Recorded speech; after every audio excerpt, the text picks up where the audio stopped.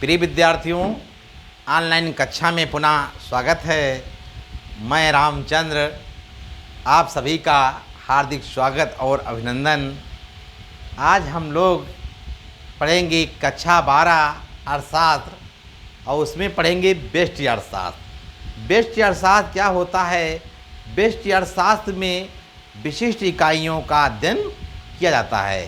जैसे उदाहरण के रूप में कहा जाए, एक जंगल है, तो जंगल में संपूर्ण जंगल का अध्ययन न करके बल्कि एक पेड़ का अध्ययन किया जाए तो इसे क्या कहेंगे? व्यष्टि अर्थशास्त्र। तो व्यष्टि अर्थशास्त्र में हम पढ़ेंगे आज अध्याय पहले में परिचय, और परिचय में पढ़ेंगे हम आर्थिक क्रियाओं के प्रकार। तो आर्थिक क्रिया क्या होता है, सबसे पहले समझ लीजिए। आर्थिक क्रिया, लोग अपनी आय का सृजन करने के लिए जो क्रियाएं करते हैं वो आर्थिक क्रियाएं कहलाती हैं। उदाहरण के रूप में जैसे एक मजदूर के द्वारा मजदूरी करना, तो कौन सी क्रिया होगी? आर्थिक क्रिया होगी। इसके बाद में आर्थिक क्रियाओं के प्रकार हेडिंग डालेंगे, आर्थिक क्रियाओं के प्रकार।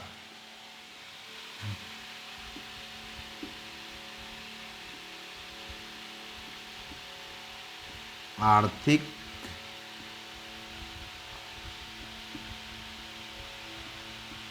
क्रियाओं के प्रकार।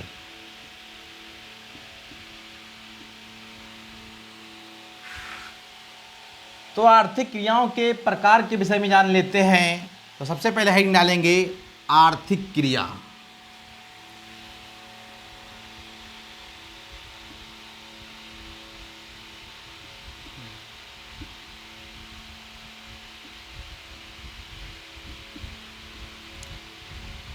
आर्थिक क्रिया।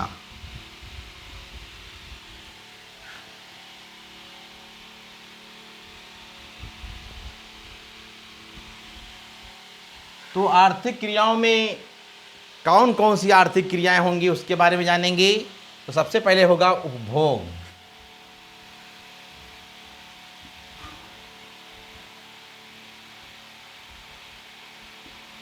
उपभोग।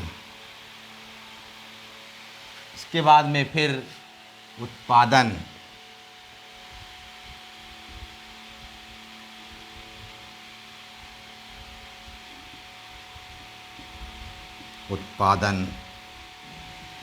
फिर इसके बाद में है विनिमय।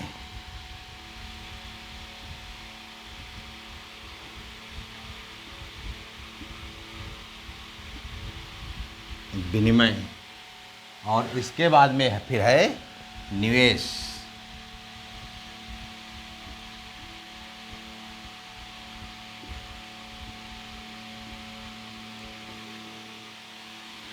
तो उपभोग क्या है? उपभोग समस्त आर्थिक क्रियाओं का आदि और अंत है। जैसे उदाहरण के रूप में कहा जाए, भूख लगने पर खाना खाना, प्यास लगने पर पानी पीना, तो ये क्या कहलाएगा? उपभोग कहलाएगा। तो सबसे पहले काहे का जन्म होता है? उपभोग का। और जब तक व्यक्ति के अंदर उपभोग नहीं होगा, उपभोग यानी मानवीय आवश्यकताओं की संतुष्टि ही उपभोग है। जब तक मानव के अंदर उपभोग का जन्म नहीं होगा तब तक वो कोई भी आर्थिक क्रिया नहीं कर सकता है। फिर इसके बाद में है उत्पादन। उत्पादन क्या होता है? वस्तुओं में उपयोगिता का सृजन करना ही उत्पादन कहलाता है। जैसे जंगल से लकड़ी को काट कर शहर में बेचना, क्या कहलाएगा? उत्पादन कहलाएगा। फिर इसके बाद में है विनिमय। तो विनिमय का मतलब होता है बदलना। तो वर्तमान पहले प्राचीन समय में वस्त्र विनिमय प्रणाली थी। वस्त्र विनिमय किसे कहते थे? एक वस्त्र से दूसरी वस्त्र को बदलना वस्त्र विनिमय कहलाता है। और वर्तमान समय में विनिमय काहे से हो रहा है? मुद्रा के द्वारा हो रहा है। मुद्रा के बदले ही वस्तुएं और सेवाएं मिल रही हैं। इसके बाद में निवेश। निवेश क्या है? कि हम अपने धन को उत्पादन कार्यों में लगाएं, तो क्या कहलाएगा? निवेश कहलाएगा। फिर इसके बाद में जान लेते हैं कि विनिमय के अंतर्गत दो तरीके से इसका पढ़ेंगे, विनिमय में बना लेंगे।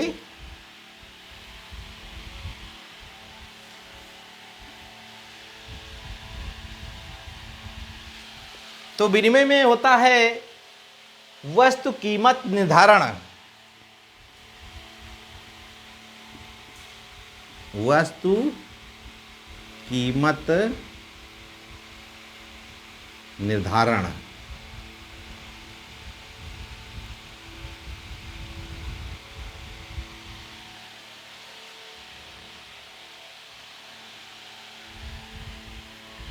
वस्तु कीमत निर्धारण और फिर साधन कीमत निर्धारण। साधन कीमत निर्धारण।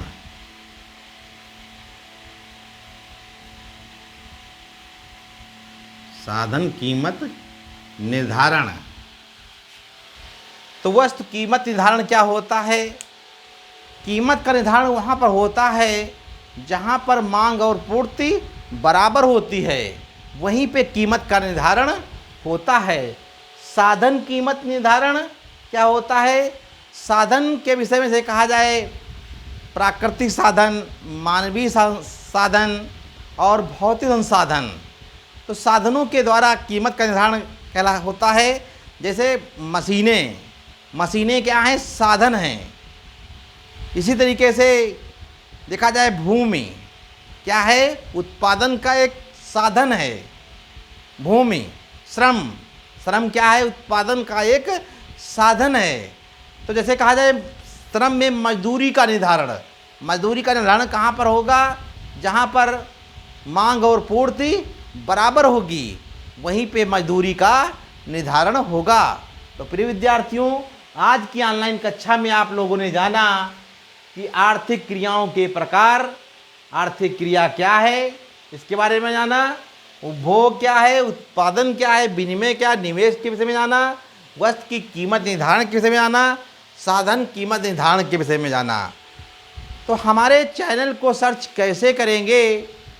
यूट्यूब पे जाइए और अंग्रेजी के कैपिटल अक्षरों में लिखना है रामचंद्र सर इकोनॉमिक्स टीचर करके सर्च करिए और हमारे चैनल को सब्सक्राइब करिए और शेयर करिए। आप लोगों को ऑनलाइन वीडियो उपलब्ध होने लगेंगे। हमारे चैनल पर कक्षा 11 अर्थशास्त्र, कक्षा 12 अर्थशास्त्र तथा कृषि अर्थशास्त्र और मोटिवेशन की ऑनलाइन कक्षाएं चल रही हैं। आप लोग जितना भी लिखाया जाए इसको एक कॉपी पर नोट करते चलिए और पढ़ते। अर्थशास्त्र में केवल रटना नहीं है, बस समझना है। अगर एक बार समझ गए तो जीवन भर ध्यान रहेगा। तो प्रिय विद्यार्थियों, मन लगाकर पढ़ाई करते रहिए और हमसे जुड़े रहिए, हमारे चैनल से जुड़े रहिए और ऑनलाइन कक्षाओं का आनंद उठाते रहिए। तो प्रिय विद्यार्थियों, आज की ऑनलाइन कक्षा में बस इतना ही। अगले दिन हम पुनः मिलेंगे। नमस्ते।